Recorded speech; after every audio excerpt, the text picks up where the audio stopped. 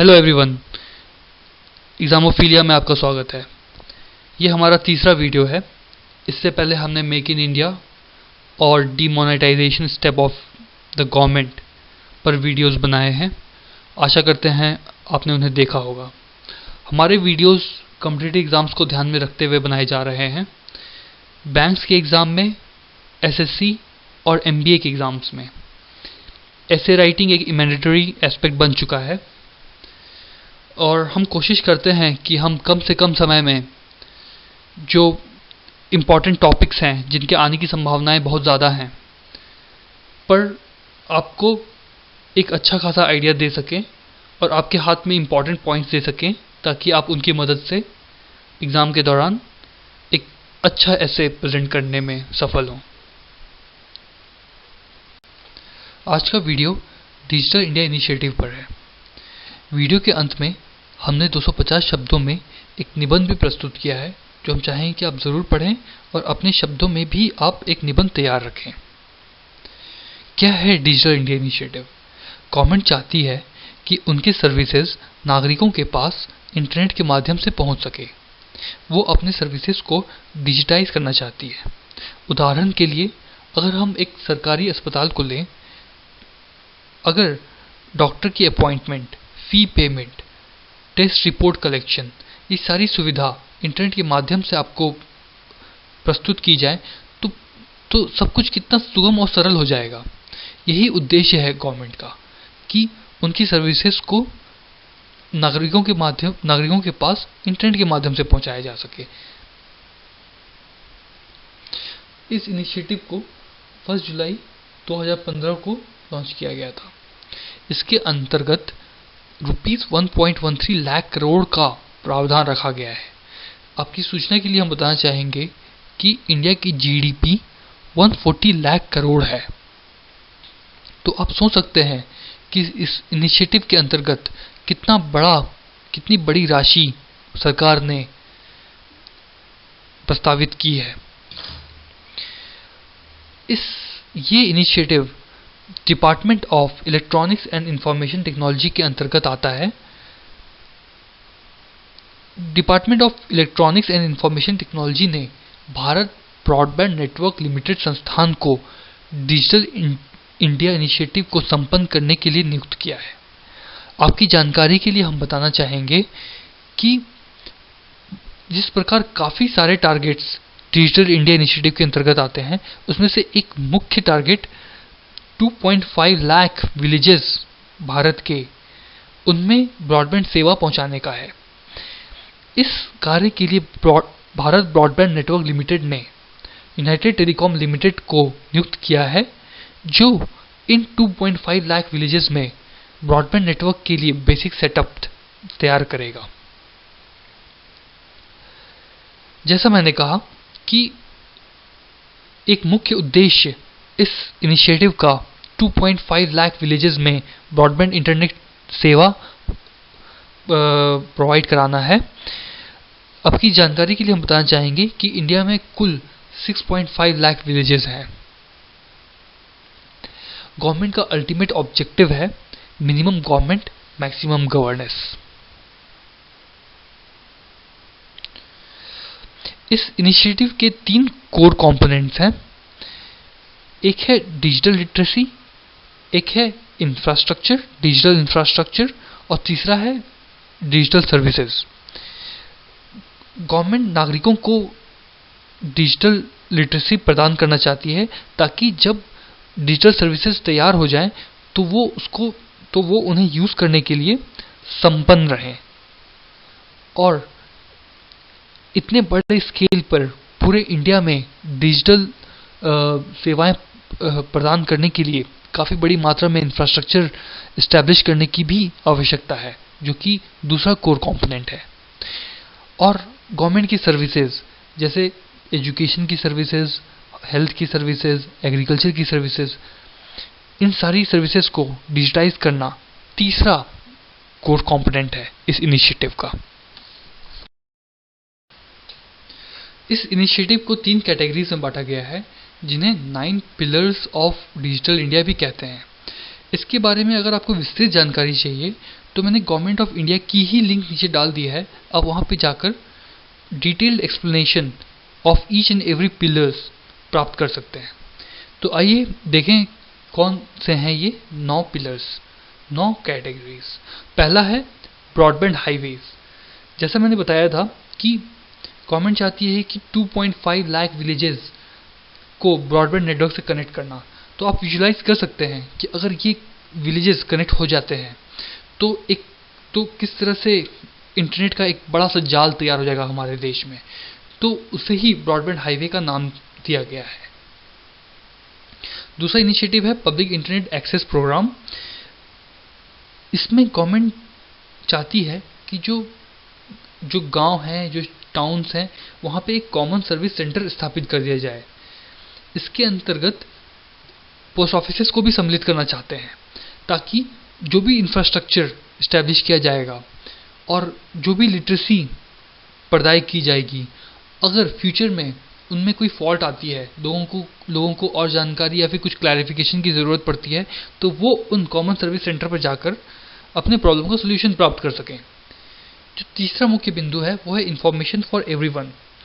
इसके अंतर्गत गवर्नमेंट चाहती है कि वो सिटीजन से हमेशा प्रोएक्टिव तरीके से सोशल मीडिया के माध्यम से जुड़ी रहे। जो चौथा बिंदु है वो है अर्ली हार्वेस्ट प्रोग्राम्स। छोटे छोटे टाइमलाइंस के जो प्रोजेक्ट्स हैं उनका इम्प्लीमेंटेशन इस पर्टिकुलर कैटेगरी के अंतर्गत आता है। जैसे गवर्नमेंट ऑर्गेनाइजेशंस में बायोमेट्रिक अटेंडेंस सिस्टम इंस्टॉल करना, यूनिवर्सिटीज़ में वाईफाई सिस्टम इंस्टॉल करना, स्कूल के बुक्स को ई बुक फॉर्मेट में अवेलेबल कराना, बच्चों के लॉस्ट एंड फाउंड बच्चों के लिए पोर्टल तैयार करना। जो पांचवा बिंदु है वो है universal access to phones. India में आज के दिन कुल मिलाकर 44,000 टाउन्स हैं और गवर्नमेंट चाहती है कि सारे के सारे टाउन्स में मोबाइल फ़ोन एक्सेस की सुविधा प्रेजेंट हो। आईटी फॉर जॉब्स जो लक्ष्य है इसके अंतर्गत वो ये है कि आने वाले 5 सालों में छोटे टाउन्स और गांव में कुल मिलाकर 1 करोड़ स्टूडेंट्स को आईटी इंडस्ट्री के लिए तैयार किया जाए। ई क्रांति जो बेसिक सर्विसेज हैं जैसे banking, agriculture, health, education, commerce, ये सारे इंटरनेट के माध्यम से नागरिकों तक पहुंचाई जा सके। ई गवर्नेंस जो पब्लिक की जो कंप्लेंट होती है उसको रिड्रेस करने के लिए एक रिड्रेसल पोर्टल स्थापित किया जाए ताकि इंटरनेट पर ही नागरिक अपना कंप्लेंट पोस्ट कर सके और उसका निवारण करने के बाद इंटरनेट के माध्यम से ही उसे कम्युनिकेट किया जा सके सॉल्यूशन। इलेक्ट्रॉनिक मैन्युफैक्चरिंग गवर्नमेंट चाहती है कि ईयर 2020 तक इंडिया वर्ल्ड का इलेक्ट्रॉनिक मैन्युफैक्चरिंग हब बन जाए ताकि इंडिया का इलेक्ट्रॉनिक्स का इंपोर्ट 0 हो जाए।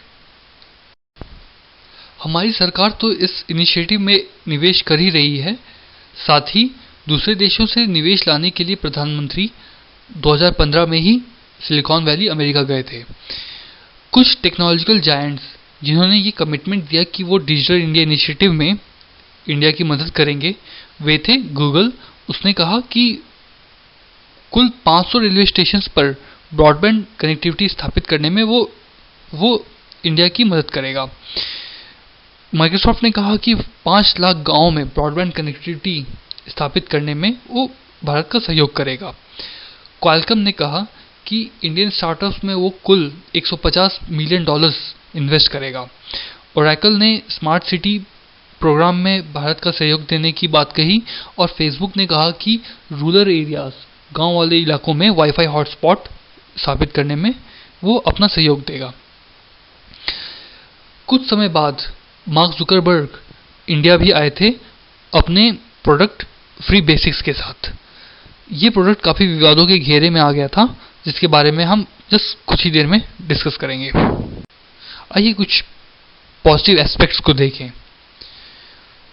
2.5 लाख पंचायत्स, स्कूल्स, यूनिवर्सिटीज़ और मेजर पब्लिक प्लेसेस पे ब्रॉडबैंड कनेक्टिविटी स्थापित हो सकेगी। IT industry, telecom industry, electronic industry में काफ़ी सारे जॉब्स जनरेट हो पाएंगे। पेपर वर्क गवर्नमेंट एजेंसीज में काफ़ी रिड्यूस हो जाएगा, जिसकी वजह से सर्विस डिलीवरी काफ़ी इफ़िशिएंट और इफ़ेक्टिव हो पाएगी। गवर्नमेंट सर्वेंट्स की अकाउंटेबिलिटी काफ़ी इंक्रीज हो जाएगी, क्योंकि इलेक्ट्रॉनिक मीडियम आने से सब कुछ काफ़ी ट्रेसेबल हो जाएगा। क्योंकि इलेक्ट्रॉनिक मीडियम की वजह से face to face interaction of public and government servants काफ़ी डिक्रीज हो जाएगा, तो करप्शन भी उसके साथ ही डिक्रीज होने की काफ़ी संभावनाएं हैं। कैशलेस इकोनॉमी के कॉन्सेप्ट को काफ़ी बढ़ावा मिलेगा। इंडिया की जो आईटी इंडस्ट्री है उसका लाभ पूरे विश्व के बड़ी बड़ी कंपनियां उठाती हैं। इंडिया की 1.2 बिलियन पॉपुलेशन को भी इसका फ़ायदा उठाने का मौका मिलेगा। आइए कुछ नेगेटिव एस्पेक्ट्स देखते हैं। भारत ब्रॉडबैंड नेटवर्क लिमिटेड, जिसे डिजिटल इंडिया इनिशिएटिव का सारा भार सौंपा गया था, वो अपने शेड्यूल से काफ़ी पीछे चल रही है। गवर्नमेंट का टारगेट था कि सन 2018 तक सारे टारगेट्स इंप्लीमेंट हो जाएं, जो कि पूरा होता दिखाई नहीं दे रहा। क्योंकि हर एक इंडिविजुअल का इतना सारा इन्फॉर्मेशन गवर्नमेंट के डेटाबेसेस में स्टोर होगा, तो बहुत ज़रूरी है कि रोबस्ट प्राइवेसी लॉ और रोबस्ट साइबर सिक्योरिटी इंफ्रास्ट्रक्चर भी खड़ी की जाए, जो कि एट प्रेजेंट एब्सेंट है। इतना सारा टाइम और मनी का इन्वेस्टमेंट इस इनिशिएटिव के द्वारा किया जा रहा है, पर अगर कंप्यूटर और डिजिटल लिटरेसी सारे सेक्शन ऑफ सोसाइटी तक नहीं पहुंच पाती है, तो इसे इस इनिशिएटिव का फेलियर माना जाएगा। एट प्रेजेंट इंडिया की एजुकेशन, हेल्थ और एग्रीकल्चर सेक्टर्स की कंडीशन ग्लोबल सिनेरियो में बहुत ही पिछड़ी हुई है, और बहुत ज़रूरी है कि गवर्नमेंट मेजर रिफॉर्म्स ले इन सेक्टर्स में और इन सेक्टर्स को हाईएस्ट प्रायोरिटी दे।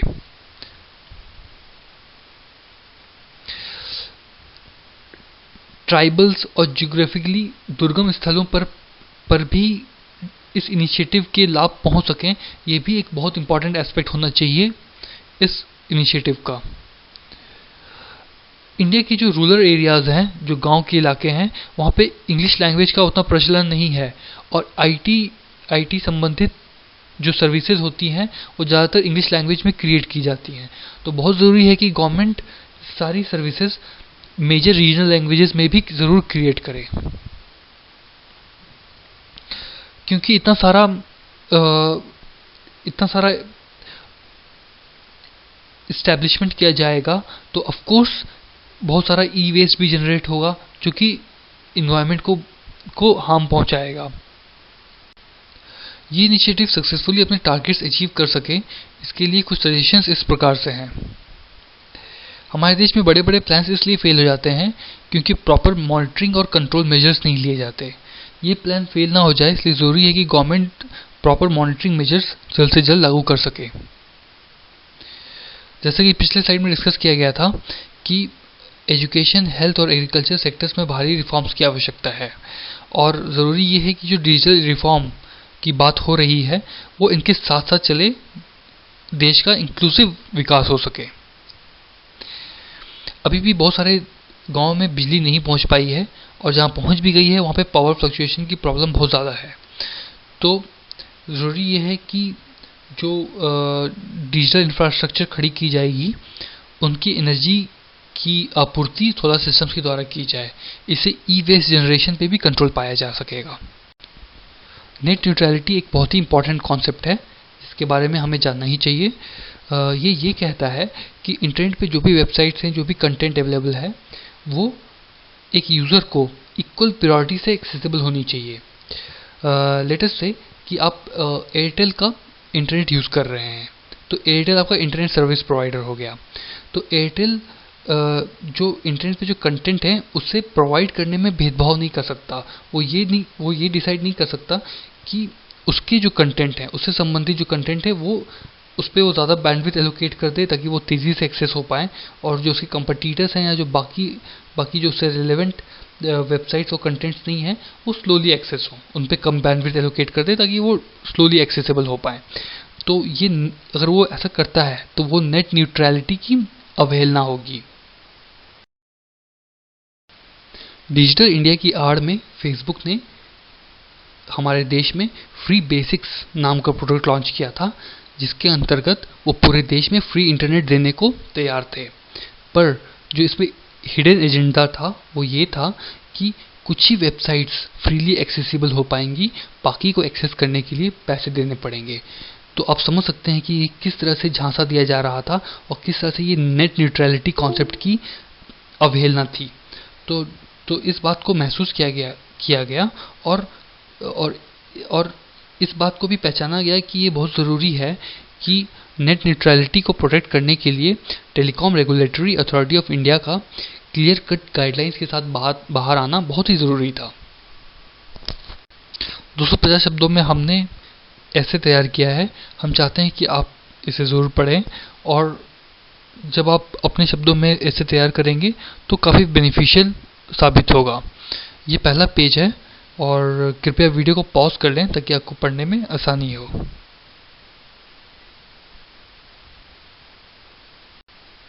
ये दूसरा पेज है।